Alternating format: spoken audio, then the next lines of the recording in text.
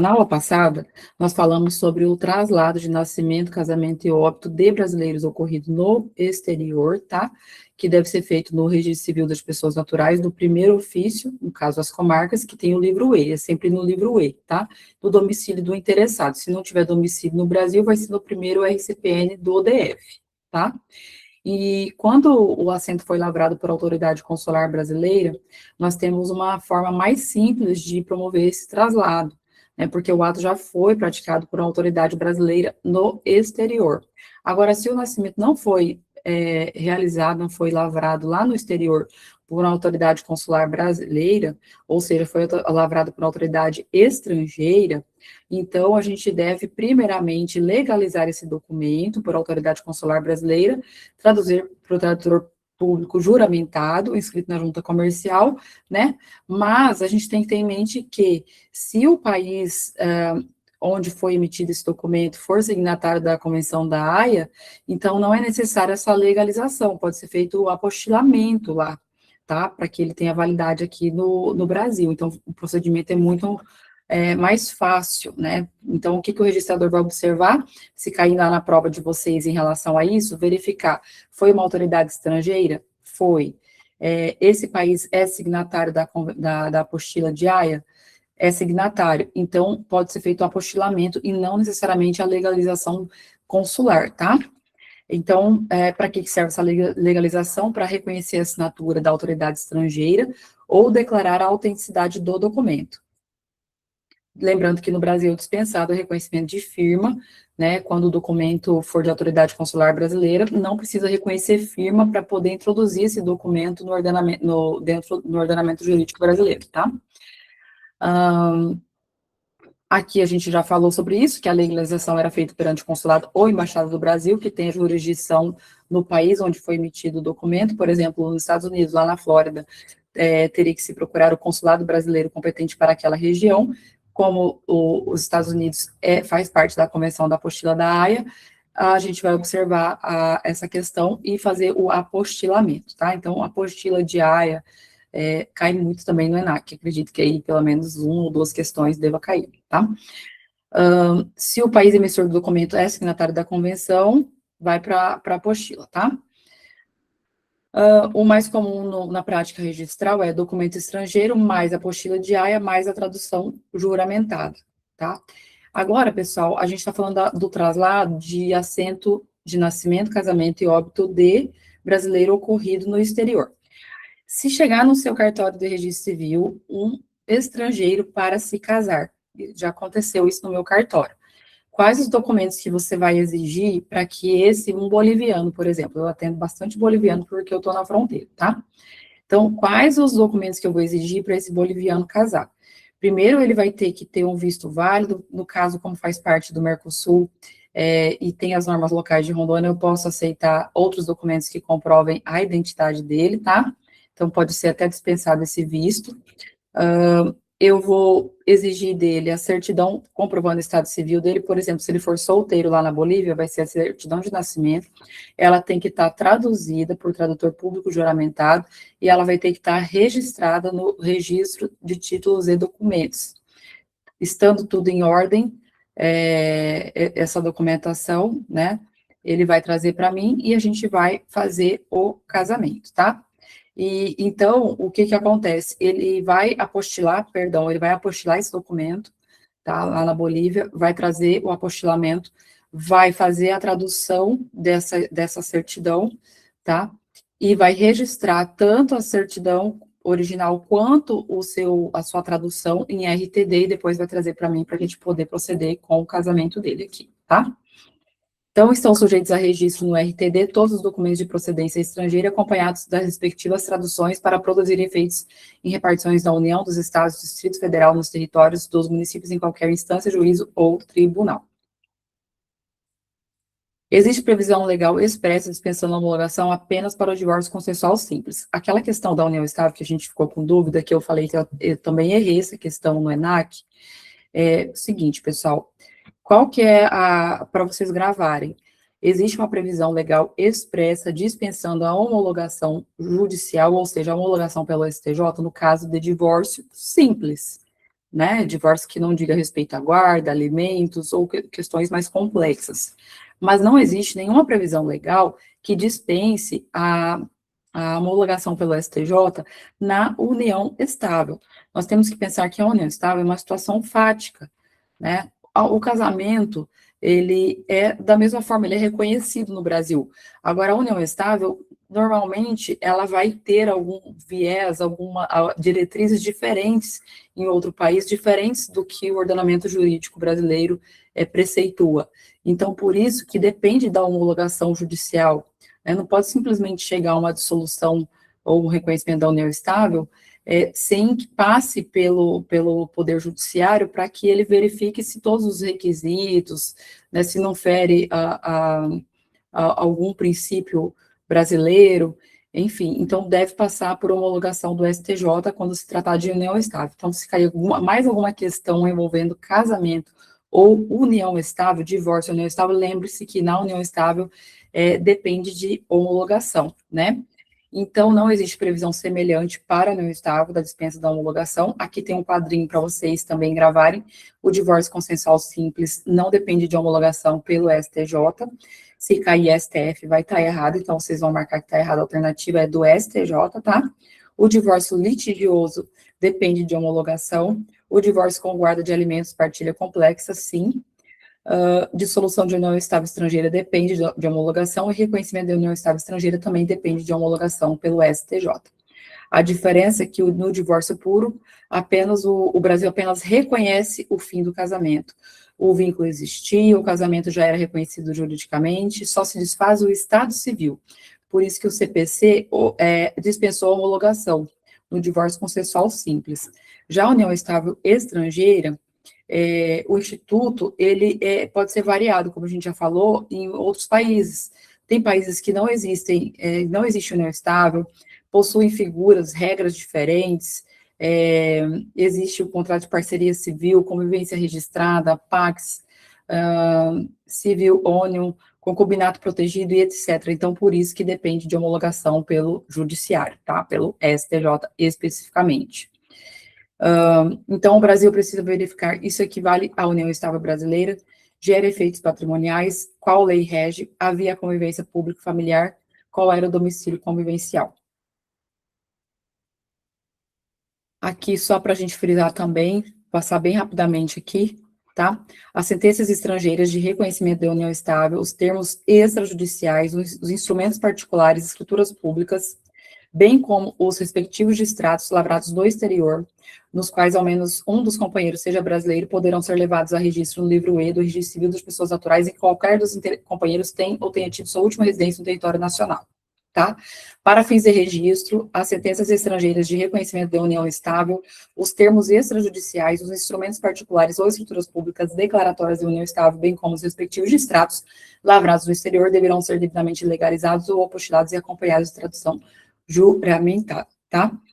E daí aqui, o que eu coloquei? Quais são os documentos que podem comprovar o não estável? Sentença estrangeira de reconhecimento, termo extrajudicial de reconhecimento, instrumento particular de reconhecimento, escritura pública declaratória de união estável, né, reconhecendo a união estável, ou os respectivos distratos.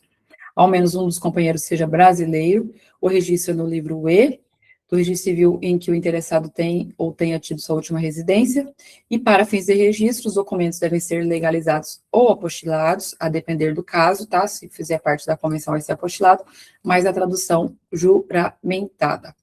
O parágrafo 3º do artigo 539 do Código Nacional de Normas, na Corredoria Nacional de Justiça, dispõe que o disposto no parágrafo 3º do artigo 94-A da Lei 6.015 não afasta, conforme o caso, a exigência do registro da tradução na forma do artigo 148, nem a prévia homologação da sentença estrangeira.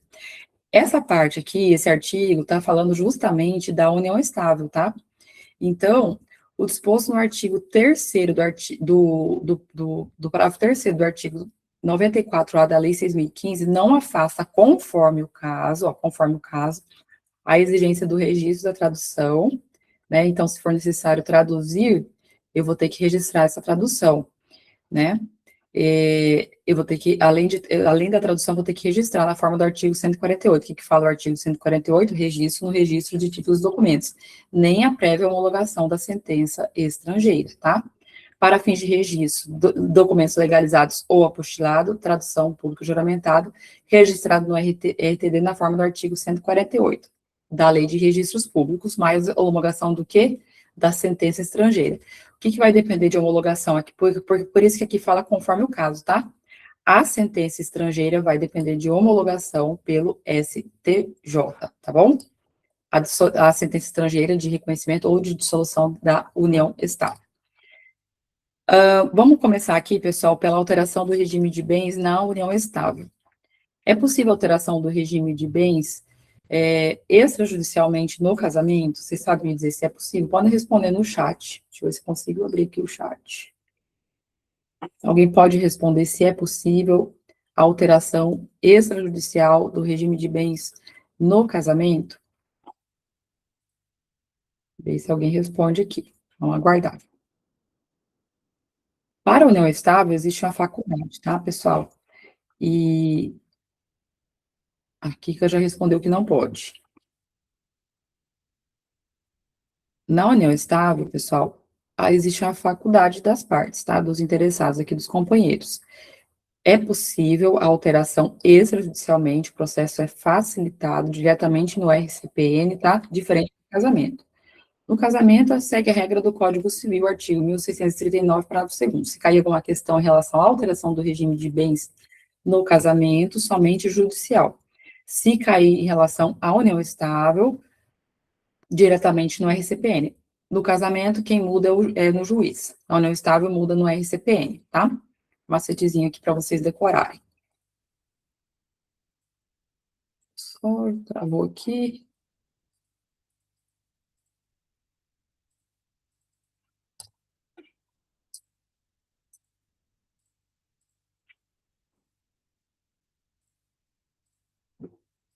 Travou o slide aqui, pessoal, perdão.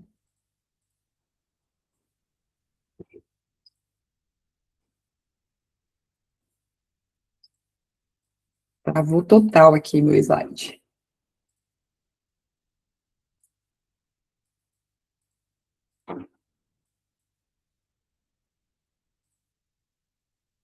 Deixa eu só continuar aqui o compartilhamento.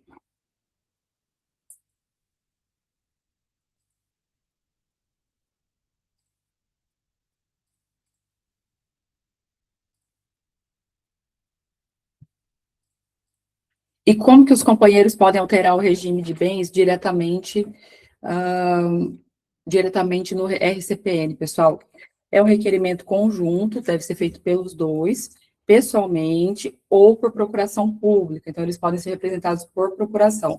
E o que o oficial vai praticar é um ato de averbação lá no livro E. Lembre que o registro da união estável é feito no livro E. Então, qualquer alteração vai ser feita por averbação também lá naquele assento, naquele livro E, tá? E deve constar daquela alteração que a alteração do regime não prejudicará terceiros de boa fé. E os efeitos? Se mudou o regime, o que acontece, gente? O passado continua protegido, os efeitos são daqui para frente, ou seja, ex nunc, tá? Os bens adquiridos antes, eles vão continuar submetidos ao regime antigo. Os bens futuros seguem o novo regime. A alteração só produz efeitos daqui para frente, se o regime for o da comunhão universal, que daí, no caso, vai atingir também o patrimônio adquirido anteriormente. Porém, deve ser preservado o direito de terceiros. Ninguém pode alterar o regime de bens visando a burlar o fisco, visando a prejudicar credores, ninguém pode fazer isso, tá? Então, por isso que há a possibilidade de alteração, desde que não prejudique terceiros. Precisa de advogado, pessoal? A alteração de regime, ela é feita sem advogado. Essa é a regra, tá? Agora, se na hora de alterar o regime, os companheiros decidirem que eles vão fazer uma partilha de bens, se as certidões deles, porque são apresentadas uma série de certidões aqui, que a gente já vai enumerar elas, saírem positivas, ações judiciais, se tiverem protestos, aí vai precisar de um advogado ou do investidor público. A presença do patrono aqui é obrigatória para alteração do regime. Então, em regra, não necessita de advogado, alteração de regime de bens à união estável, exceto se houver partilha de bens, certidões expositivas, ações judiciais ou protestos, tá? E quando que vai para a esfera judicial? Quando é que eu não consigo resolver extrajudicialmente? A certidão de interdição, se ela sair positiva, que é uma das certidões obrigatórias dos últimos 5 anos, aí vai para o judiciário. Se houver incapacidade, interdição, obrigatoriamente quem vai decidir é o juiz. Então, quais são os documentos e certidões exigidos? Eu vou pedir dos companheiros a certidão do distribuidor civil, fiscal, justiça do trabalho, protestos e interdições dos últimos 5 anos. Estando tudo ok, prossegue com a alteração do regime. Tá? Vocês estão vendo que, por mais que foi facilitada a via, existe uma segurança, né? Então, o registrador vai exigir essas certidões justamente para verificar se tem alguma ação em curso, uma ação fiscal, uma ação trabalhista, alguma ação de cobrança na esfera civil em relação aos companheiros, justamente para preservar ali interesse de terceiros. Aqui a gente falou da partilha de bens, tá? Ou os companheiros, eles fazem partilha de bens, ou eles declaram que não querem partilhar bens adquiridos agora, nesse momento, ou eles podem declarar também, né, que inexistem bens. Então, podem fazer partilha de bens, declarar que não querem partilhar, ou declarar que inexistem bens a serem partilhados. Se houver bens imóveis acima de 30 vezes o salário mínimo, segue a regra do artigo 108 do Código Civil, e vai, né, a escritura pública vai ser obrigatória aqui, então vai ter envolvimento. Se for um registro civil puro, vai ter que procurar um tabelionato de notas ali para a lavratura da escritura pública, tá? O pedido deve ser feito em qualquer RCPN, em conjunto, ou representados por procuração, pela CRC, e a verbação é realizada no cartório competente, tá? Para decorar. A alteração é extrajudicial, depende de requerimento conjunto, não retroage, protege direitos de terceiros e pode exigir advogado, nos casos já falados, e pode envolver também partilha de bens. Agora, vamos falar sobre a conversão da união estável em casamento.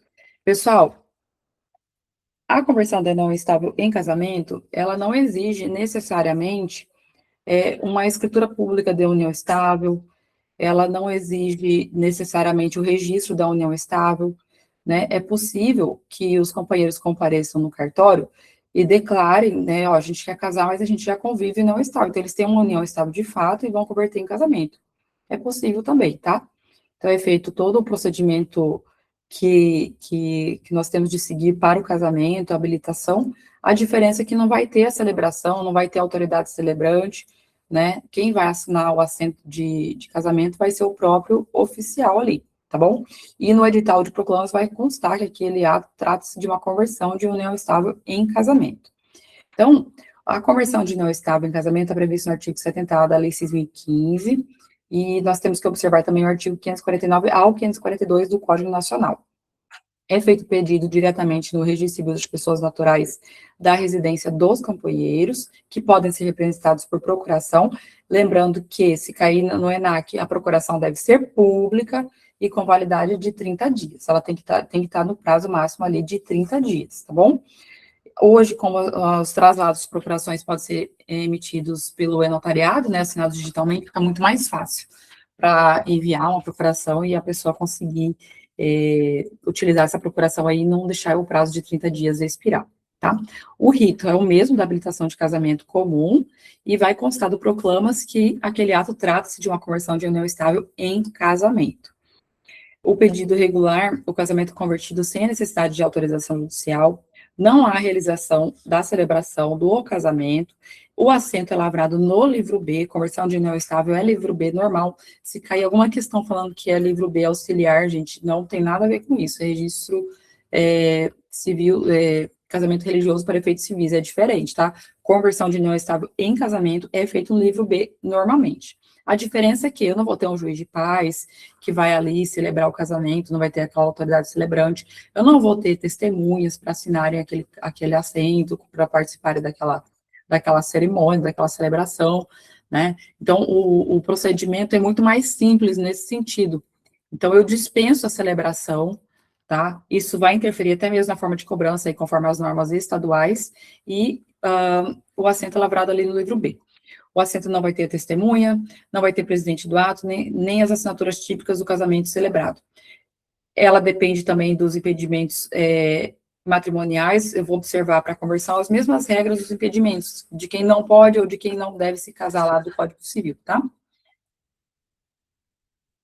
Não consta do assento do casamento objeto de conversão de união estável a data de início da união estável, mas lembre-se que existe o procedimento de certificação eletrônica de união estável, que é a única forma extrajudicial, é a única forma fora do judiciário de ser comprovada a data do início daquela união estável.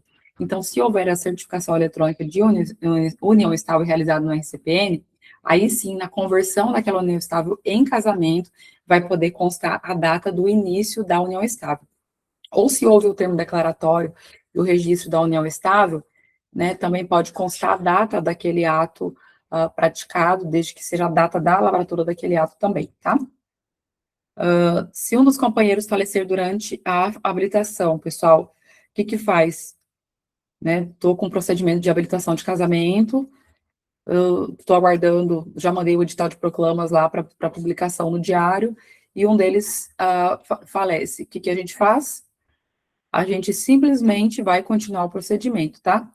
Desde que o pedido já estivesse em termos. Então, pessoal, os companheiros compareceram no cartório, já assinaram o requerimento oficial, já assinaram a declaração dos contraentes, está tudo certinho, bonitinho, o edital de proclamas foi publicado, não tem o porquê da gente travar o procedimento, né? Está tudo em termos, então a gente vai lavrar o ato, vai lavrar a conversão, vai lavrar o casamento. Na conversão de união estável em casamento, o assento deverá observar os requisitos da Lei 6.015 e vai poder conter informações sobre, além daqueles requisitos do artigo 70 da Lei 6.015, o que a gente tem que ter no casamento? A data, a hora da celebração do casamento, no caso aqui não tem celebração, né? A gente está falando de conversão. Nome completo dos bens, informações dos pais, se os pais são falecidos, há quanto tempo, a gente tem que colocar tudo isso, inclusive a Corregedoria nas inspeções fiscaliza muito essa questão dos pais, e às vezes os nubentes, eles já têm, né, tem muito tempo que os pais faleceram, eles não sabem quando faleceu, ou não sabem o endereço dos pais, então eles pegam muito no nosso pé com isso, né, olha, faltou o endereço aqui, a gente tenta explicar, mas as pessoas, não é todo mundo que sabe onde é que o pai mora, onde é que a mãe mora, qual é a idade, há quanto tempo faleceu, onde faleceu, né, então, assim, todos aqueles requisitos do casamento também vão constar aqui na conversão da união estável em casamento, tá?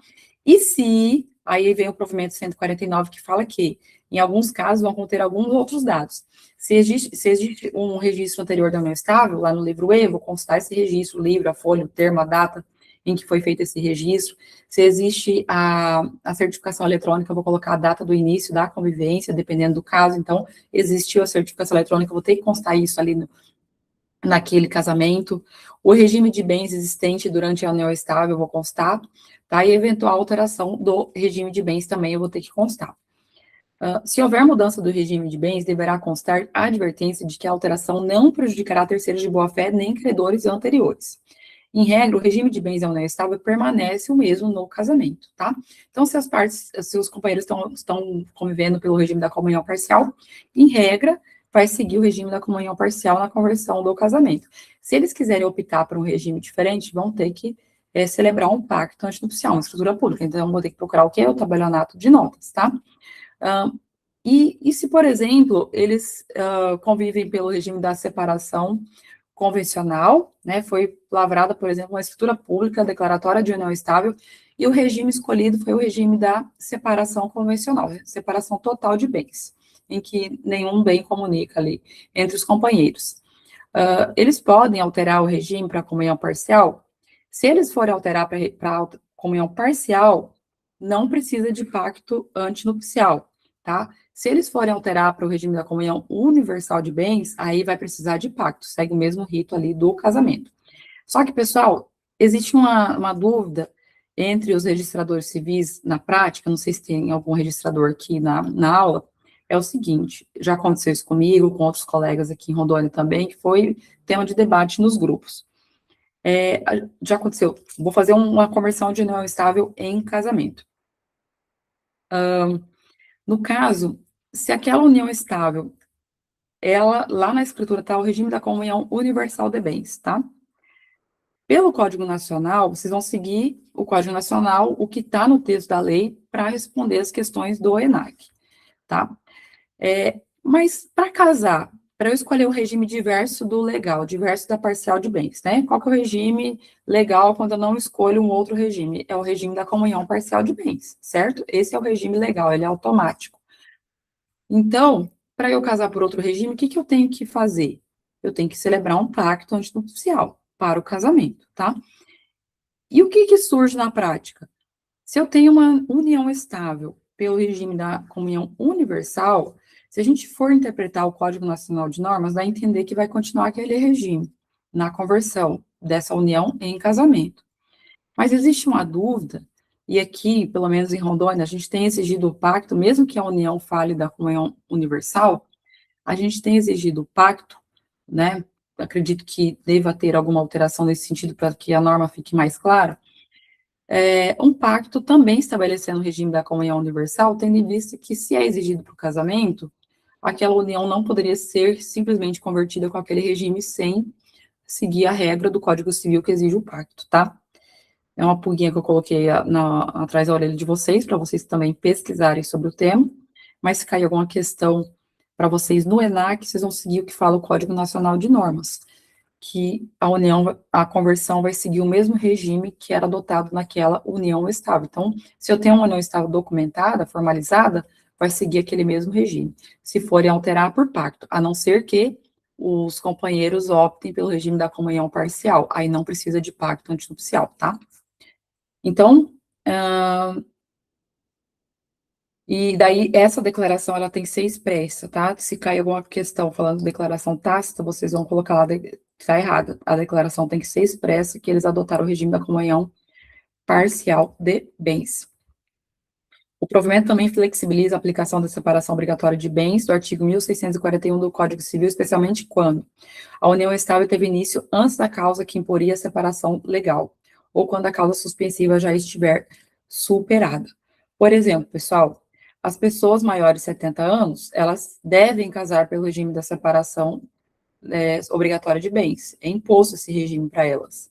Mas, se a união estável teve início antes, né, a pessoa tinha 60 anos, e ela veio converter e essa união estável agora, com 70 anos. Então, os interessados ali podem, eles podem optar, né, o Código Civil, no caso aqui, o provimento, ele flexibilizou nesse sentido, então, os interessados, eles não são obrigados a casar pela separação legal, tá? Eles podem optar por outro regime também, tá? Falando sobre o natimorto, caiu questão sobre o natimorto no ENAC, tá?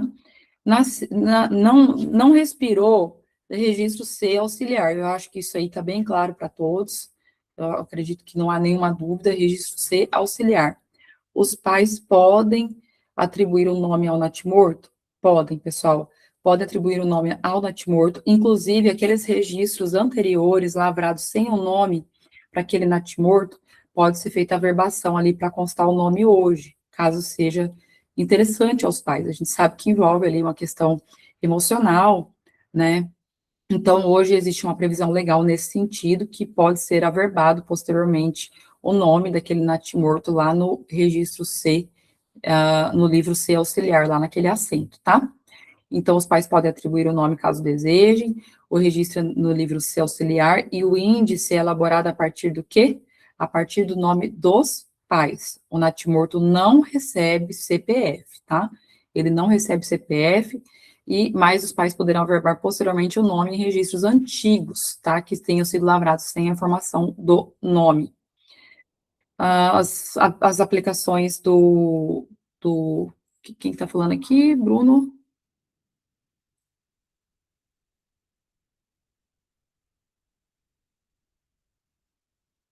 Sobre a separação obrigatória aos maiores de 70 anos, exatamente. Eles devem requerer formalmente o afastamento ali da aplicação ali do regime da separação obrigatória, tá? Obrigada aí, Bruno, por inteirar aqui o assunto. Além disso, se a criança nascer com vida ou morrer durante ou logo após o parto, deverão ser feitos dois registros, tá? Um assento de nascimento e um assento de óbito com remissões recíprocas. Aqui não segue a regra do local do nascimento ou da residência dos pais. O registro civil que for lavrar, vai lavrar tanto o nascimento quanto o óbito, tá bom?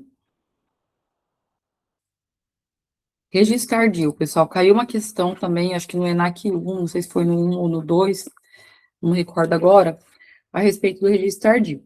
Qual que é a regra para o registro de nascimento? Artigo 50 da Lei 6.015. Todos aqueles que nascerem no Brasil, em solo brasileiro, deverão ser registrados em até 15 dias, no cartório do local do parto ou da residência dos pais.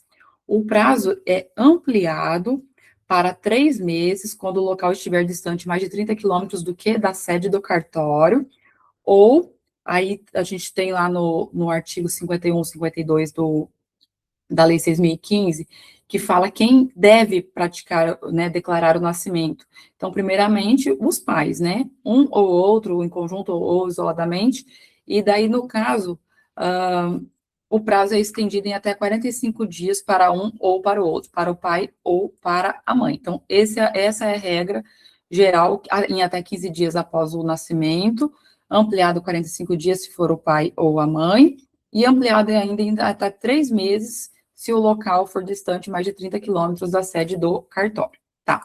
Passou disso, gente, já é considerado registro tardio. É claro que na prática, quando a pessoa tem a DNV, facilita muito. Às vezes a criança está lá com 8 anos de idade, tem a DNV, daí traz 2 testemunhas, a gente verifica que aquela DNV está em bom estado, é idônea, não há nenhuma dúvida, tem segurança jurídica de que realmente aquela DNV é daquela criança, né? Às vezes os pais até levam a criança no cartório, eu posso ir até a residência caso tenha dúvida. A intenção é que a criança não fique sem registro, tá? Então, a esse combate ao subregistro. Então, é considerado registro tardio. E qual que é a cautela que o registrador vai ter que ter? O que, que vocês têm que observar ali na hora de responderem qualquer questão relacionada ao registro tardio? É na residência do interessado, aqui independe se é no local do parto ou na residência dos pais. Se for menor, obviamente vai ser na residência dos pais. É realizado um requerimento firmado por 2 testemunhas, tá? No nosso sistema aqui em Rondônia, quando a gente faz um registro de nascimento fora do prazo legal, ele já apita, é o ANSATA que a gente usa, para imprimir esse requerimento fora do prazo. E daí a gente chama 2 testemunhas. Mas aqui a gente tem essa previsão de dispensa de testemunha se a gente tiver a ADNV, tá? Então é mais quando eu tenho essa insegurança jurídica mesmo, que eu vou chamar as 2 testemunhas para assinarem. Na maioria dos casos, tendo a ADNV estando legível, a gente pode dispensar as testemunhas, tá? O oficial poderá exigir provas quando houver suspeita de fraude, falsidade, duplicidade de registros ou dúvidas sobre identidade, idade, nacionalidade ou residência do registrando. E também teve uma alteração normativa, no sentido de que o registrador civil também pode consultar banco de dados para verificar se houve, se já houve o registro daquela criança, né? Parece que travou aqui meu compartilhamento, não? Não. Se houve o registro já daquele interessado, é para justamente evitar ali o duplo registro. A gente vê de tudo no interior, pessoal. Eu atendo muitas pessoas que não falam português, são claramente nascidas na Bolívia, como eu estou na fronteira, eles chegam lá com 25 anos de idade, no meu cartório, que é pequeno, eu já fiz mais registro tardio do que em Vilhena, que tem cartórios maiores. Né? Então, o pessoal chega lá, não habla português, querendo o registro. Às vezes vem com DNV, acontece, tá? A mãe veio para o Brasil, teve o bebê, voltou para a Bolívia. E o que que acontece? Às vezes até registrou já essa criança lá na Bolívia e é muito complicado. A gente tem que tomar todo o cuidado do mundo aí também para não contribuir aí para o registro à la brasileira, né? E além da pressão que existe do MP, por que você negou o registro? Também existe uma pressão. A gente preenche lá o formulário do CNJ a cada 6 meses, e você tem que informar se você tem registrado, feito registro tardio, se tem se tomou as cautelas necessárias para verificar se aquela pessoa realmente é nascida em solo brasileiro. Então, assim, tem toda uma pressão em relação a isso, né? Dinheiro que é bom não dá, mas dá bastante trabalho, tá? Você já fez, Kika?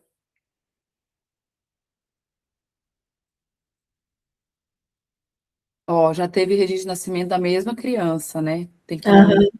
Mas aí foi pedido de certidão e eu descobri que já tinha 2 registros lá. Nossa. Aí você cancelou o segundo.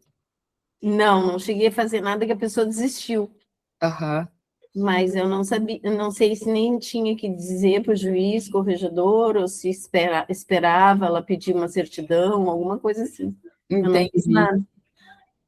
Nesse caso, Kika, eu acho que seria interessante você comunicar ao juiz corregedor e já pedir para. Porque hoje você está ali no seu cartório, né? Amanhã você pode não estar, né? É, Então, para evitar qualquer problema relacionado à fraude, eu comunicaria o o seu corregedor, né? para cancelar esse segundo Uhum. registro, né?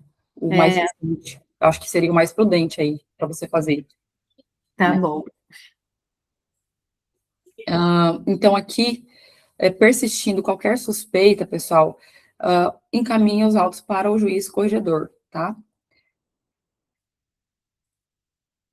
O provimento 149 detalhou o procedimento administrativo do registro tardio, exigindo identificação completa do registrando, entrevistas. Essas entrevistas vão ser com as testemunhas e também com o próprio interessado, se ele for maior de 12 anos, tá?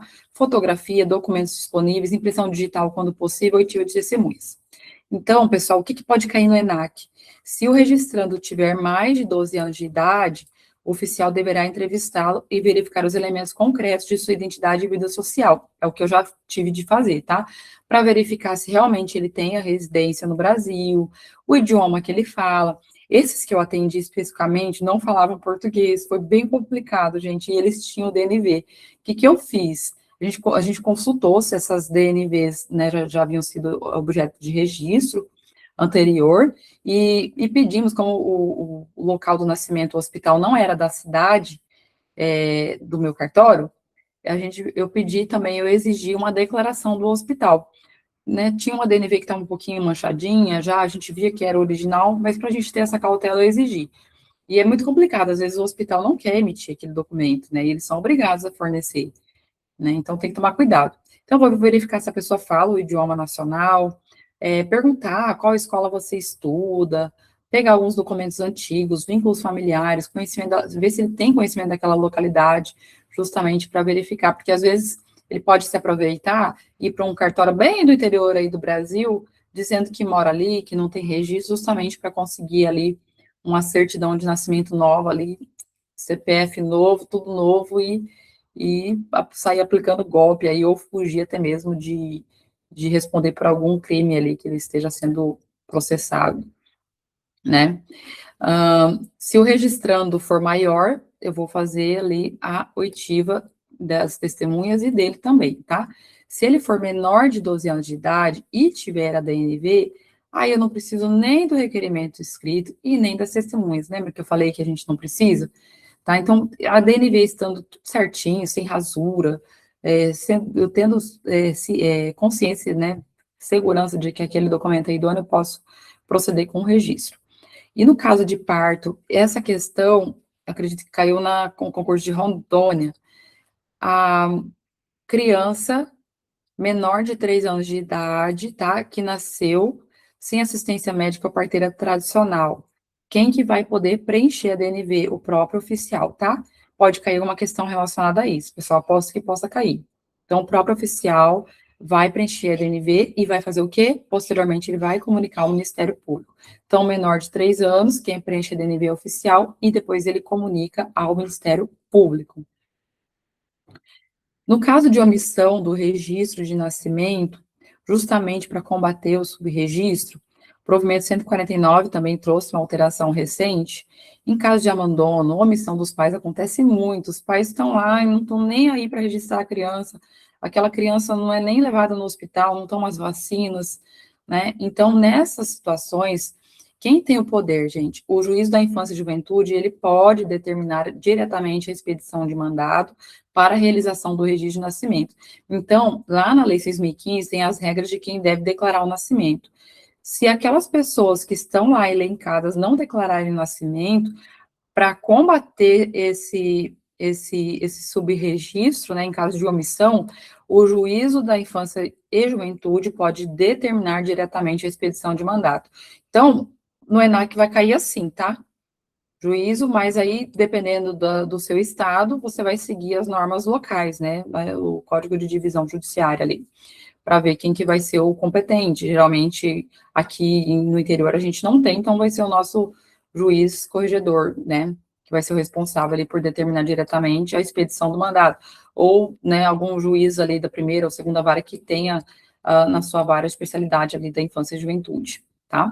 Então, ele vai expedir o mandado, mandando realizar o registro daquela criança, garantindo o direito à identidade e a personalidade daquela criança. E antes de determinar o registro, esse juiz ele deve consultar a CRC justamente para verificar se já houve o registro daquela criança. Esses mandados judiciais são enviados eletronicamente, sempre pela central do registro civil, e quando não for possível identificar corretamente a criança ou adolescente, ele vai ser elaborado um termo circunstanciado contendo a data e o local aproximado do nascimento, a idade aparente daquela pessoa, as características físicas, os objetos encontrados com ela, os demais elementos de identificação. Pode acontecer isso no caso de abandono, né? A criança foi encontrada ali, ninguém sabe quando ela nasceu exatamente, não sabe o horário, não sabe o local, não, vai constar as características físicas, a cor, o tamanho da criança, os objetos encontrados e demais elementos de identificação. O juiz também vai determinar diligências para localizar eventuais familiares daquela criança, verificar desaparecimento, pode ser uma criança que está desaparecida, que já tem até o registro, né? Então tem que tomar esse cuidado também para não ocorrer a duplicidade ou um registro novo ali, errôneo, que possa prejudicar até mesmo a localização daquela criança desaparecida. Diligência também para evitar homonímia. E se a criança falar, vai ser verificado qual que é o nome que ela se identifica socialmente para ser atribuído o nome ali daquela criança. Então, ela deve ser ouvida sempre sobre o nome pelo qual ela se identifica, caso ela tenha capacidade de comunicação. O juiz deve observar a dignidade da pessoa humana, vedação ao ridículo, prevenção de constrangimentos, respeito à identidade social e familiar para a atribuição do nome, tá? Mesma coisa que o oficial do registro civil deve seguir também, né? Caso os pais coloquem o nome ali que expõe a criança ao ridículo, o juiz também deve observar.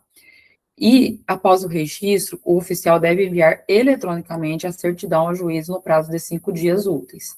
Fez o registro, nesse caso de omissão, né, por determinação judicial, em 5 dias úteis eu devo encaminhar, né, essa certidão ao juízo competente. Agora, pessoal, vamos falar de um tema mais dinâmico, saindo aqui um pouco do registro civil, lembrando que a gente precisa falar, anotei aqui, os informativos do casamento caíram 2 questões no ENAC 1. Eu acredito que esse tema é bem tranquilo e fácil para vocês. Um tema que pode gerar dúvidas para vocês é suprimento e restauração. Está caindo em peso a diferença de suprimento e restauração e a retificação em si, tá? Pessoa transgênero, pessoa com sexo ignorado, reconhecimento de paternidade, parentalidade socioafetiva, adoção unilateral, reprodução assistida e alteração extrajudicial de nome. Eu aposto uma questão para cada um desses temas, então a gente tem que gabaritar, a gente tem que estudar esses temas aí nas próximas aulas para que vocês consigam acertar todas as questões, tá? Vamos entrar aqui num tema mais dinâmico, porque o registro civil ele é meio cansativo, e ele tem muitas nuances, é muito difícil de decorar, então para a gente não ficar só nele hoje, vamos para o uso capião extrajudicial, pessoal. Para vocês decorarem o uso capião extrajudicial, tenham sempre em mente a Constituição Federal, Código Civil, Lei 6.015, artigo 216-A, e também o procedimento vai estar lá no provimento 149 CNJ, tá? O que é uso capião? Todo mundo aqui já sabe, forma originária de aquisição da propriedade pela posse prolongada no tempo. Então, quais são os elementos principais? O que eu tenho que comprovar ali para aquisição pela uso capião? Posse mansa, pacífica, contínua, sem oposição e com ânimos domínio, ou seja, com a vontade de ser dono daquela coisa, daquele imóvel, tá? E pode cair uma questão, ou várias questões no ENAC.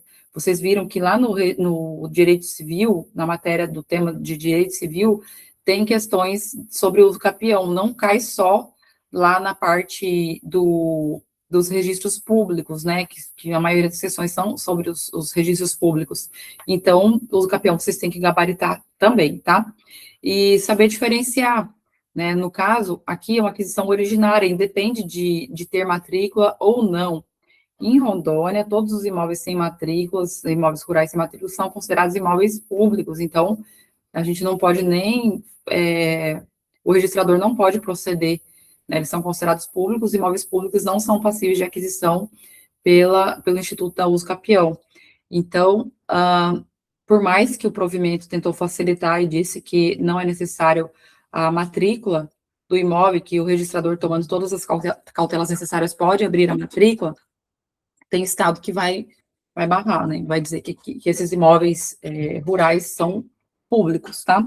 Devido a uma matrícula mãe que existia no estado de Rondônia, então é entendido que todos os imóveis são públicos e as pessoas, infelizmente, dependem do INCRA ali para regularização, tá? Nada impede da pessoa pedir para o tabelião lavrar uma ata notarial ciente de que aquela ata não vai ingressar no registro de imóveis, para que ela tenha um documento, um quebra-cabeça completo ali para ingressar com uma ação judicial, né? Nada impede, a ata notarial não é impeditiva, tá? Pode ser feita desde que seja dada ciência ali ao interessado de que aquela ata não vai ter ingresso no registro de imóvel, porque trata-se de imóvel rural sem matrícula, em Rondônia, tá? No Mato Grosso já faz, dependendo do caso, se for comprovado que o imóvel não é público, tá? E aqui os elementos são esses: posse mansa, pacífica, contínua, sem oposição, com ânimo de dono,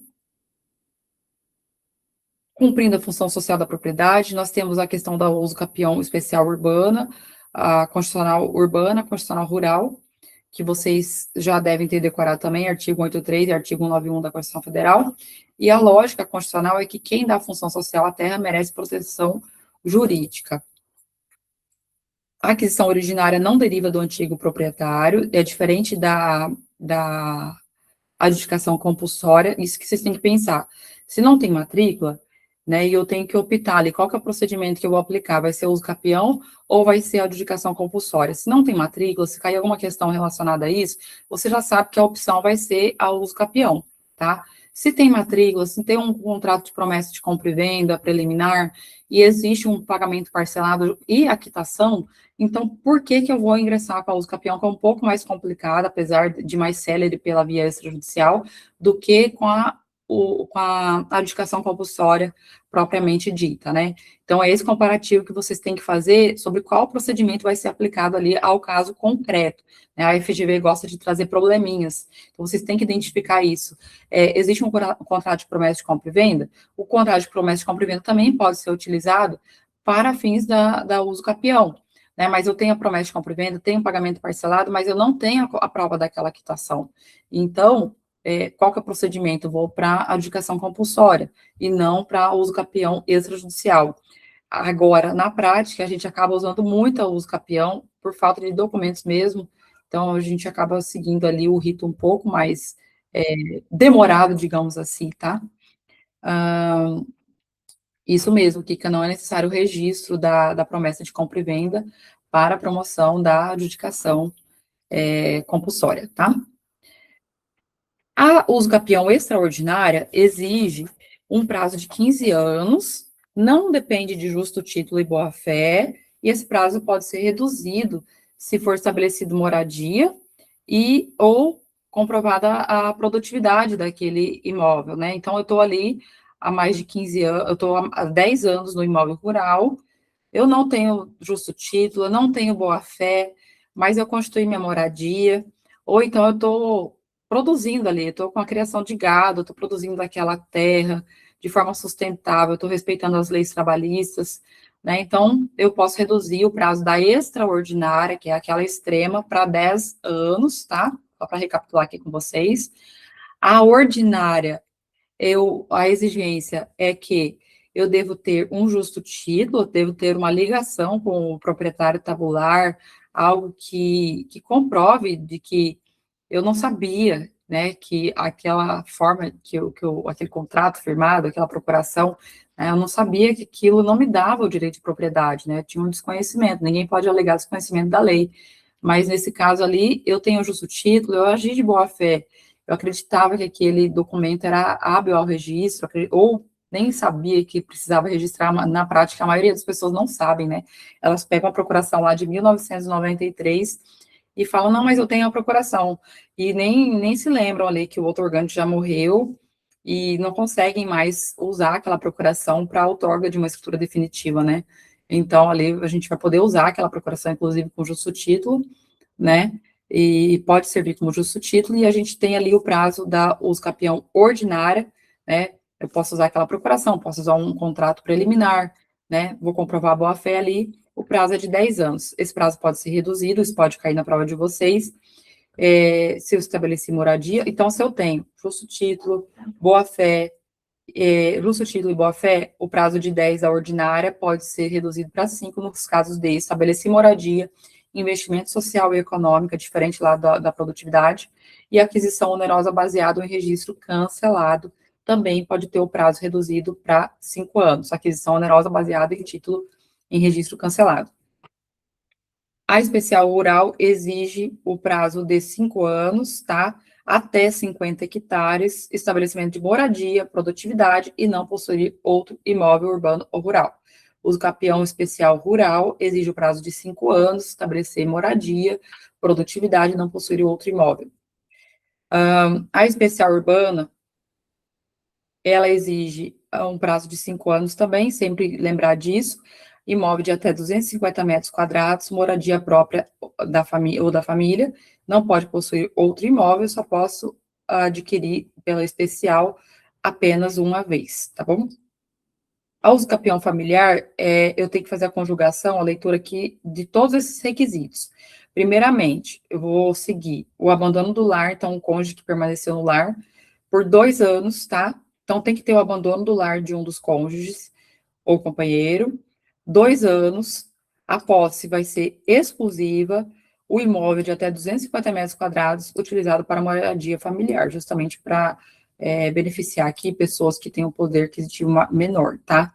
Então, eu tenho que conjugar todos esses, abandono do lar, posse de 2 anos, posse exclusiva, imóvel de até 250 metros quadrados, moradia familiar. E eu posso utilizar também a soma da minha posse com um dos meus antecessores. Pode haver uma quebra com uma justificação? Pode, né? Mas o interessante é que não tenha. Então, eu posso, eu adquiri o imóvel tem 3 anos, posso unir a minha posse com outros 5 antecessores ali e vou me valer da uso capião extraordinária, por exemplo, né? Que eu não preciso comprovar o justo título e boa-fé. Mas como o procedimento é realizado no registro de imóveis, é interessante comprovar esses contratos, essa cadeia possessória, tudo certinho, justamente porque o registrador de imóveis, ele vai agir como um juiz da causa. Então, para que ele não tenha dúvidas, para que ele não tenha insegurança em praticar o ato, mesmo sendo uso capião extraordinário, é interessante reunir todos os documentos que o possuidor tenha para a confecção do pedido, né, do pedido, que é o principal documento ali, que é apresentado no registro de imóveis, né, da petição inicial formulado pelo advogado, contendo todos esses documentos, tá? Então, inclusive somando aqui a posse atual com a dos antecessores. No procedimento extrajudicial, que é tramitado diretamente no cartório de registro de imóveis, primeira regra, tem que ter ata notarial, tá? A ata notarial é um dos documentos que vai contribuir ali com aquele procedimento. Muita gente confunde, pessoal, achando que a ata notarial pode ser lavrada por qualquer tabelionato de notas. Isso acontece até mesmo alguns advogados, quando vêm com a documentação para a gente, pedindo a lavratura da ata notarial.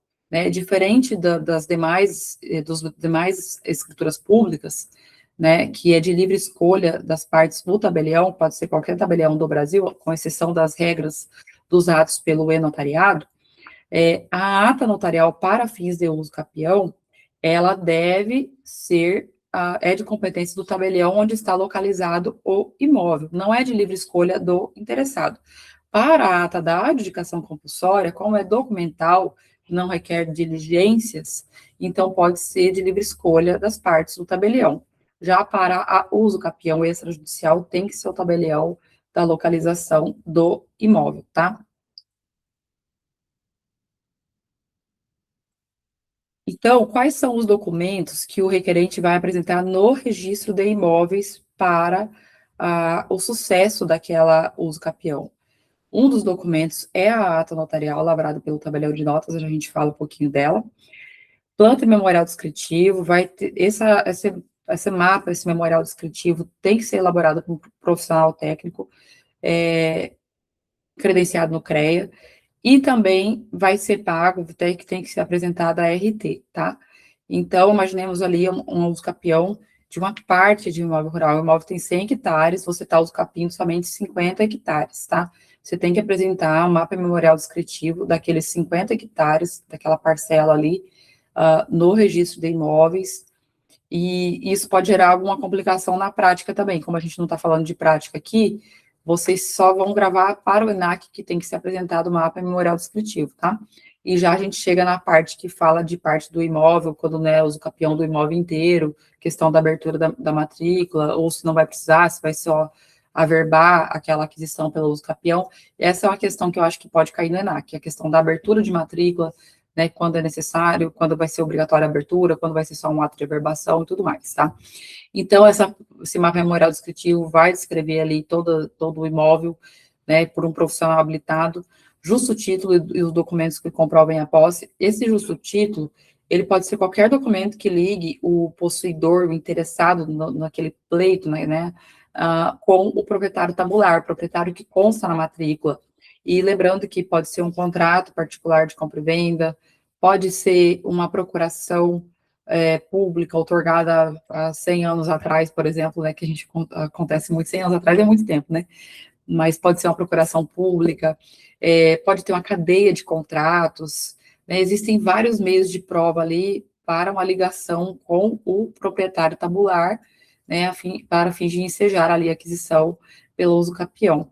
Na adjudicação compulsória, eu vou me valer desse procedimento quando houver uma negativa do encontro ali, a pessoa para me outorgar a definitiva de compra e venda, tem um contrato preliminar, houve o pagamento, tem a quitação, e a pessoa simplesmente sumiu, então eu não encontro ela, ou ela se nega a outorgar a escritura definitiva para mim. Então, para que eu faça essa aquisição derivada, eu vou me valer da adjudicação compulsória, inclusive com o pagamento do ITBI, porque é uma aquisição derivada, né? Então, eu não posso, por exemplo, se eu tenho meios de entrar com a adjudicação compulsória, me valer da uso capião extrajudicial para burlar o fisco, né? Vai ficar mais barato, meu primo advogado, eu vou fazer uso capião, que eu não preciso pagar o ITBI. Meu primo advogado vai assinar de graça aqui para mim o requerimento. Não vai nem andar, né? Se o primo não entender de uso capião, o procedimento não vai andar, porque a prática é um procedimento muito bonito, muito robusto. Então, o advogado que trabalha com uso capião, ele tem que ser muito caprichoso ali na hora de formular a petição inicial para levar lá para o registrador de imóveis, tudo bonitinho, quebra-cabeça redondo, para não faltar nenhuma peça ali e aquele registro ter sucesso, né? Então, eu não posso me valer do procedimento da uso capião para burlar o fisco, eu tenho que comprovar o justo título, eu tenho que comprovar o porquê que eu não estou resolvendo aquela questão pelas vias ordinárias, por que eu não estou praticando o ato da compra e venda definitiva, por exemplo, né? Então, tudo isso deve ser comprovado ali na petição inicial, né, no requerimento, na lei fala requerimento, no provimento fala requerimento, mas é uma verdadeira petição inicial, e lá naquela petição, o advogado que vai assinar junto com o possuidor, junto com o solicitante, ele vai constar lá que a qualificação subjetiva, que são todos os dados do possuidor, a qualificação do possuidor antecessor ou eventuais outros antecessores, vai constar também vai constar também a descrição do imóvel, a descrição conforme a matrícula e conforme o mapa memorial. Se for um imóvel georreferenciado, um imóvel rural, certamente vai ter uma diferença ali da área da matrícula com a área do geo. Então, ele vai colocar a área da matrícula, a área conforme os mapas memoriais descritivos, a RT, vai colocar os princípios registrados naquele requerimento, né, e toda a documentação ali que comprova aquela aquisição, e, obviamente, vai ter que apresentar junto com o requerimento a ata notarial e também a procuração. Aí eu pergunto para vocês, o advogado é obrigado a assinar a ata notarial? Alguém sabe?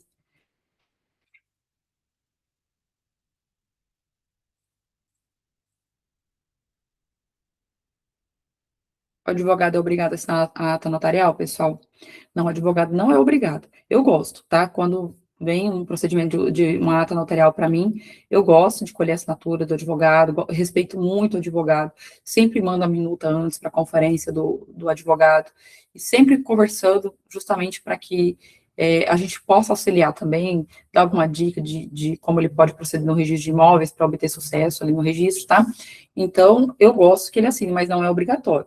Agora, lá no registro de imóveis, o requerimento, aquela petição que vai ser endereçada ao registrador, obrigatoriamente o advogado vai ter que assinar com o interessado, juntamente com o possuidor, tá?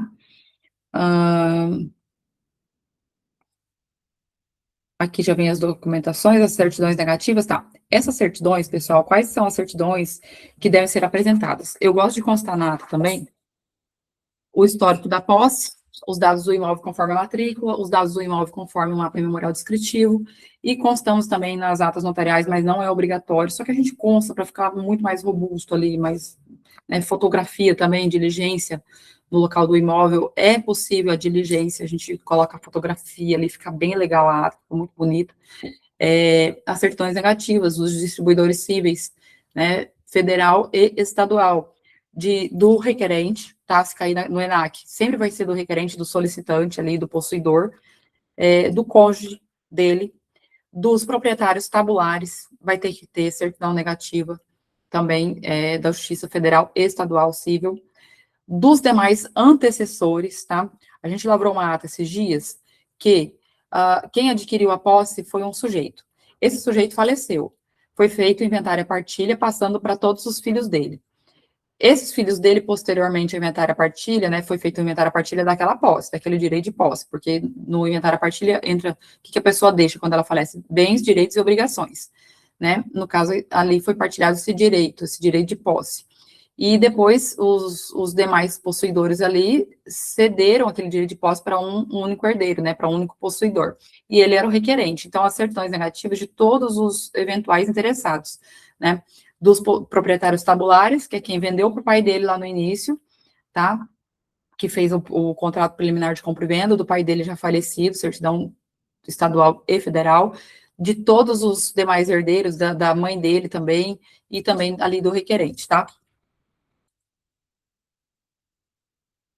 E na ata notarial, o que o tabelião vai atestar, gente? O tempo da posse, as características daquela posse, a forma de aquisição e a modalidade de uso capião, né? Então, o tabelião vai consignar na ata se aquela uso capião é a extraordinária, que tenha mais de 15 anos, vai dizer se é ordinária, se é especial rural, se é especial urbana, né? Se é uma extraordinária com prazo reduzido, né? Tem toda essa questão, né? Porque às vezes a pessoa tem a posse de 15 anos, mas é um imóvel que conjuga todos aqueles elementos do artigo 1239 do Código Civil, né? O abandono do lar, a posse exercida exclusivamente ali pelo cônjuge que permaneceu no imóvel para a moradia dele, né? Da família ali, dele, dos filhos, por exemplo. 2 anos que ele está ali naquela posse. Então, eu posso reduzir o prazo, por mais que a pessoa chegue, não, tem 15 anos, para que eu não vou usar a extraordinária? Porque ele se encaixa, então, se cair algum problema, alguma questão, problema, eu falo problema porque a FGV traz problemas, né? Observem isso.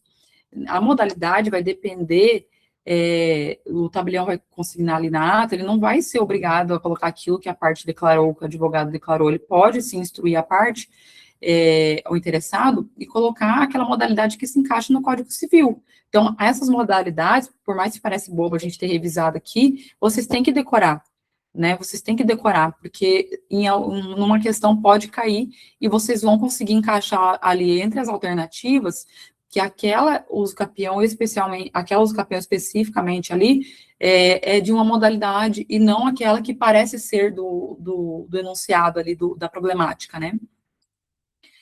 Então, a regra tabelião da circunscrição do imóvel, tá?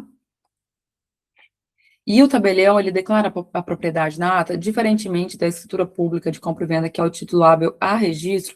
Qual que é o titulável a registro no caso do procedimento de uso capião extrajudicial? É o próprio requerimento do interessado, o requerimento firmado por ele e pelo seu advogado, tá? Não é a ata notarial que vai ser registrada. A ata notarial, como já falado, ela é um dos documentos que vão fazer parte ali daquele dossiê que vai ser apresentado no registro de imóveis. Tanto que o tabelião de notas, ele não vai reconhecer o domínio, ele não vai agir com um juízo de valor, né? Você sabe que na ata o tabelião vai aferir os fatos ali com seus sentidos. No caso da uso capião, com seus sentidos, ele vai verificar a documentação apresentada e vai contar aquela história, ele vai narrar aquela história daquela posse, mas ele não vai dizer, eu acho que ele adquiriu sim. É claro que uma ata notarial bem elaborada contribui muito para o sucesso, né, do procedimento, mas não é o tabelião que vai dizer que houve aquela aquisição. Na segunda fase de cartório aqui de Rondônia, caiu uma uso capião extrajudicial, né? Acredito até que a CESP corrigiu por IA a minha peça, porque eu coloquei tudo isso, a gente faz bastante ata notarial de uso capião, coloquei que a ata não induz direito de propriedade, que é um dos instrumentos a serem levados no registro de imóveis, e eles colocaram lá, não pontuaram, disseram que eu recorri, disseram que eu não coloquei isso, né? Infelizmente aconteceu isso comigo, mas faz parte aí do jogo, tá? Então, não reconhece o domínio, tá? E ela instrui o procedimento, quem decide é o registrador imobiliário. Então, pode cair alguma questão relacionada a isso, que a ata notarial confere direito de propriedade, ela não confere direito de propriedade, ela não reconhece o domínio, tá? Ela vai instruir o procedimento e, inclusive, isso deve ser colocado lá na ata, tá? E também a respeito da responsabilidade civil e criminal ali de declaração falsa, tanto do requerente quanto de eventuais testemunhas, né? Podem constar testemunhas ali no procedimento. A gente deve constar isso lá, alertando as partes. Outra situação interessante, que não é obrigatório constar na ata, mas a gente consta, o memorial. Vocês já viram o memorial descritivo feito por um profissional técnico do INCRA? Aquele memorial que é certificado? Então, é bem legal colocar na ata.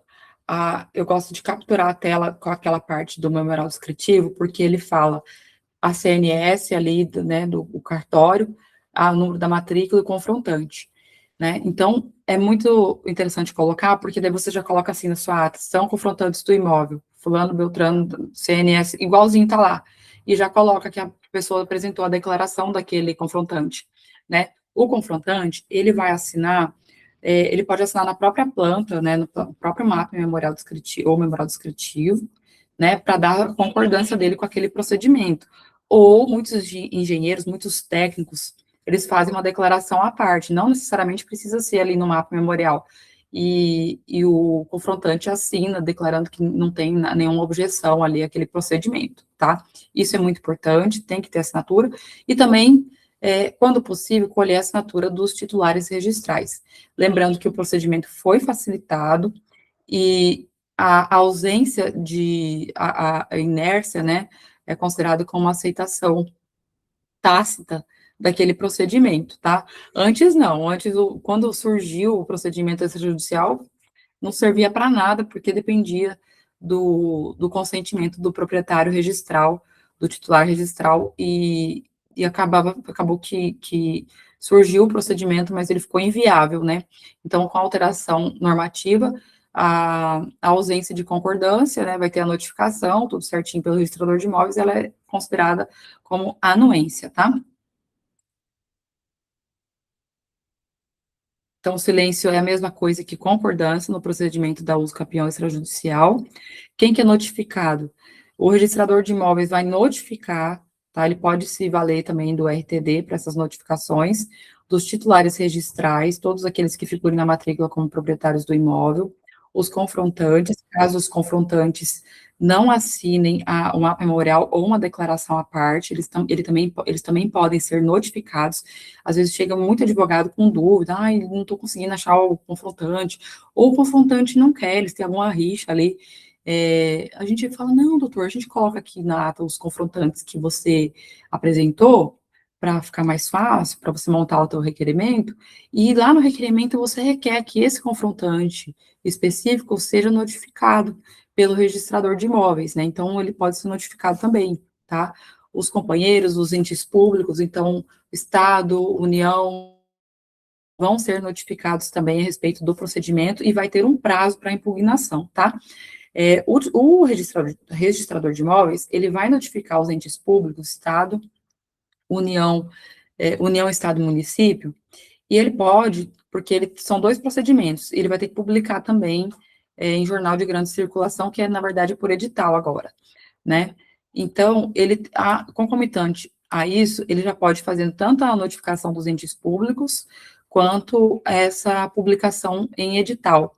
E o prazo para qualquer manifestação é de 15 dias, tá? Passados 15 dias, ninguém se manifestou contra, ninguém criou nenhuma objeção, o procedimento vai seguir. Se dentro desse prazo de 15 dias houver uma impugnação justificada, não é qualquer impugnação, se ela for justificada, se houver um conflito possessório, se houver um litígio relevante, aí o registrador vai ter que encerrar a via extrajudicial e vai ter que mandar para o judiciário, tá?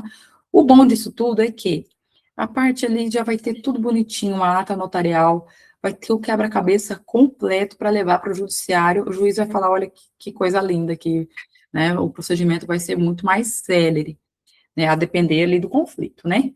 Então, se tiver um conflito possessório, um litígio relevante, uma impugnação justificada, vai para o judiciário. Mas antes de mandar para o judiciário, qual que é a obrigação do registrador de imóveis? Antes disso, o registrador deve conversar com as partes, ele deve tentar mediar, conciliar aquelas partes, né? Porque às vezes é uma coisa boba ali, uma briga boba de cerca, né? Que pode ser resolvido extrajudicialmente, evitando ali de levar aquele procedimento, né? Evitando que se torne um processo judicial, e o registrador mesmo consegue mediar ali e conciliar as partes, tá? Isso aqui é um papel do registrador, no artigo 415 do Código Nacional, tá? E ele pode tentar isso aqui. E o resultado final do procedimento, pessoal, do uso capião, é o quê? Abertura da matrícula. A regra é que eu vou gerar uma nova matrícula, tá? Ou eu vou averbar aquela aquisição pelo uso capião na matrícula existente. Qual que é a diferença? Aqui é bom vocês decorarem, tá? Porque eu acredito que pode cair algo relacionado a isso. Quando que eu vou abrir uma nova matrícula? Quando que você, futuro registrador ou já registrador de imóveis, vai abrir uma nova matrícula, tá? O reconhecimento o registro do reconhecimento extrajudicial da uso capião do imóvel implica a abertura de nova matrícula. Essa é a regra. Na hipótese de o imóvel usucapião encontrar-se matriculado e o pedido referir-se à totalidade do bem, o registro do reconhecimento extrajudicial de usucapião será averbado na própria matrícula existente. Então, pessoal, se é um imóvel, por exemplo, urbano, eu estou adquirindo ele na totalidade, eu vou apresentar mapa memorial descritivo, que nada vai diferenciar do que já consta das informações ali da matrícula. As mesmas informações do mapa memorial é o que consta na matrícula. Então, eu não vou precisar abrir uma nova matrícula, tá? Essa é a regra legal. É claro que na prática, se o registrador abrir e quiser encerrar outro, não vai ter nenhum problema, ninguém vai matar ele por isso, tá? Mas a regra, se cair alguma questão sobre isso, é que se o imóvel está matriculado e referir-se à totalidade do bem, então eu vou averbar a aquisição na própria matrícula existente. Agora, se a uso capião atingir apenas uma parte do imóvel, ou seja, uma fração do imóvel matriculado, ou imóveis referentes total ou parcialmente a duas ou mais matrículas, porque eu posso ter uma posse ali sobre um imóvel rural A, o B e o C. Eu estou no meio aqui, eu tenho um pedaço aqui deles, né? Então, eu vou ter que abrir uma matrícula nova, né? Então, eu vou fazer a averbação do desfalque na matrícula atingida, eu vou averbar o desfalque, e o que eu não sou obrigada a fazer, gente? Vamos falar eu não sou para a gente já mandar para o universo aí que a gente quer ser registrador de imóveis, né? O que eu não preciso fazer? Eu não preciso aferir, eu não preciso apurar a área remanescente. Então, tem muito registrador que, na prática, eles exigem o GEL, ou mapa memorial da área mãe daquela matrícula que está sendo objeto da usucapião, e também o GEL da área objeto da usucapião em si. Então, por exemplo, eu tenho uma área de 100 hectares, o objeto da usucapião é só 50 hectares. Tem registrador que exige o GEL da área total.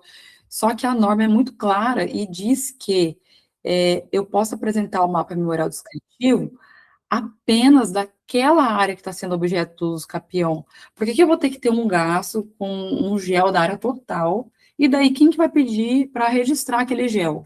Se eu preciso, para averbar o GEL, se para averbar o GEL eu preciso do proprietário, ele vai assinar um requerimento para averbar aquele GEL na matrícula do imóvel, como que eu vou fazer um GEL da área total, sendo que o objeto do meu pedido do uso capião é somente de parte lá, de 30% daquele imóvel, por exemplo, né? Então, a norma é muito clara de que eu vou fazer o GEL, os mapas memoriais descritivos da área atingida daquele imóvel, da fração, né, daquela parte daquele imóvel, e vai ser aberta uma nova matrícula, tá? Se atingirem outras matrículas, várias matrículas, vai ser averbado o desfalque em cada uma das matrículas, tá? E o registrador de imóveis não precisa apurar a área remanescente. Posteriormente, eventual interessado, né, pode ali apurar a área remanescente. E às vezes, eu estou fazendo um procedimento de uso capião, que uma pessoa está uso capindo um pedaço ali da área, o outro pedaço já é dela, ele já está na matrícula como proprietário mesmo, ele está uso capindo um pedaço, e a outra parte do imóvel é de outro possuidor. Então, nesse caso, ele vai fazer o GEL da área objeto da uso capião, e vai ficar a área remanescente ali, sem apurar a área remanescente, uma parte é dele, outra parte ali não tem ninguém, na verdade não tem ninguém, tem alguém na matrícula que não é mais tá ali como proprietário, mas não é ele o proprietário, ele abandonou o imóvel, e o vizinho vai entrar depois como requerente ali da outra parte, tá? E depois depois a gente vai continuar ali com o procedimento dele. Então, parágrafo terceiro, a abertura de matrícula do imóvel edificado independerá da apresentação de habite-se. Se cair alguma questão no ENAC, não precisa de habite-se. Então, imóvel urbano, vamos pensar em imóvel urbano, edificado, eu não preciso de habite-se para abrir a matrícula do imóvel objeto do uso capião extrajudicial. Tratando-se de uso capião de unidade autônoma localizada em condomínio edilício, objeto de incorporação, mas ainda não instituído sem a devida averbação de construção, a matrícula será aberta para a respectiva fração ideal, mencionando-se a unidade a que se refere, tá? Então, se eu tenho uma unidade autônoma de um condomínio edilício, tá? Imagine aí um condomínio vertical, objeto de uma incorporação, e essa incorporação ainda não foi instituída, não houve averbação, ou não houve averbação da construção daquela incorporação. Então, eu vou abrir uma matrícula para aquela fração ideal, mencionando-se a unidade a que se refere, a qual unidade ela se refere. O ato de abertura de matrícula decorrente de uso capião conterá, sempre que possível, para fins de coordenação e histórico, a indicação do registro anterior desfalcado, e, no campo destinado à indicação dos proprietários, a expressão adquirido por uso capião. Então, quando eu abrir uma matrícula decorrente da aquisição por uso capião, eu vou constar sempre que possível, para fins de coordenação e histórico, a indicação do registro anterior desfalcado, tá? E também, vou dizer aqui, ó, que foi adquirido por uso capião. O reconhecimento extrajudicial da uso capião de imóvel matriculado não extinguirá eventuais restrições administrativas nem gravames judiciais regularmente inscritos, tá?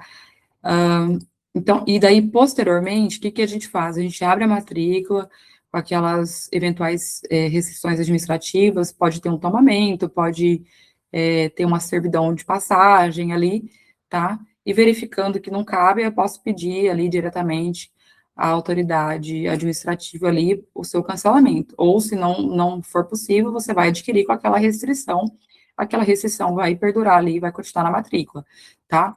E outros gravames judiciais, eles vão também eles vão ser transportados ali para a matrícula nova, tá? Ou vai continuar, caso seja objeto de averbação, e depois você ali, como proprietário, você vai pedir o cancelamento diretamente ali ao juízo responsável por aquele gravame judicial, tá? Pessoal, era isso que eu tinha para falar com vocês na aula de hoje. Pretendemos falar na aula que vem sobre a questão do suprimento da restauração, transgênero, pessoa com sexo ignorado, reconhecimento de paternidade, parentalidade socioafetiva, adoção unilateral e reprodução assistida e alteração extrajudicial do nome. A alteração extrajudicial do nome vai cair muito, tá? Vocês estão vendo que está caindo em peso, então deem uma lida no código de normas. O ENAC é muito código de normas, vocês podem observar. E qual que é a dica que eu dou para vocês treinarem, para vocês passarem legal aí? Direito civil, tem bastante questão de direito civil, tá? E toda a parte do direito notarial e registral vocês vão estudar. Vocês devem ler todo o Código Nacional de Normas, a Lei 6.015, a Lei 8.935, a 9.492, a Lei dos Emolumentos 10.101, eu esqueci agora o número da lei, oh meu Deus. Vocês devem ler todas essas leis, tá? Sempre lendo, tentem ler em voz alta e falando qual que é a competência, isso, 10.169, obrigada, Kika. Falando qual que é a competência, isso aqui é do juiz corregedor, isso aqui vai para a promotoria, sempre falando como se vocês tivessem, professora, acho legal fazer uma lista com esses pontos mais importantes para a prova do ENAC e colocar no grupo. Ah, legal, vou fazer o que caiu mais, tá? Porque eu observei, eu tô até com a prova do ENAC 1, que é a minha prova, na parte de direito civil, caiu bastante questão que tem tudo a ver, que está relacionado aos registros públicos, né? Então, vocês estudando o Código Nacional de Normas, vocês estudem em voz alta, gravando a voz de vocês, né, se possível, para vocês ouvirem depois, estudem como se vocês estivessem ensinando alguém, vão lendo e falando, né, ensinando alguém, e também o Código Civil, né, é interessante, porque daí todos vocês vão passar, eu tenho certeza disso, tá? Tenho certeza disso. Aí vocês não vão ter muito tempo, aí, um mês, para pegar as demais matérias, mas a questão as questões relacionadas à LRP, né, e a Lei 8.935, vocês vão conseguir, ali, no mínimo, ali, umas 55 questões, e as demais que vocês vão ali chutar e acertar, vocês vão conseguir, no mínimo, ali, as 60 para aprovação, e vão acertar bastante ali de direito civil. Vou torcer por vocês, tá? Pessoal, uma boa noite a todos, eu vou pegar um ônibus logo mais, então eu preciso desligar, preciso sair dessa chamada com vocês, agradeço a confiança de todos para essa aula, e desejo boa sorte e bons estudos essa semana a todos vocês. Qualquer coisa podem mandar no grupo, que eu estou às ordens aí para sanar qualquer dúvida de vocês. Um abraço.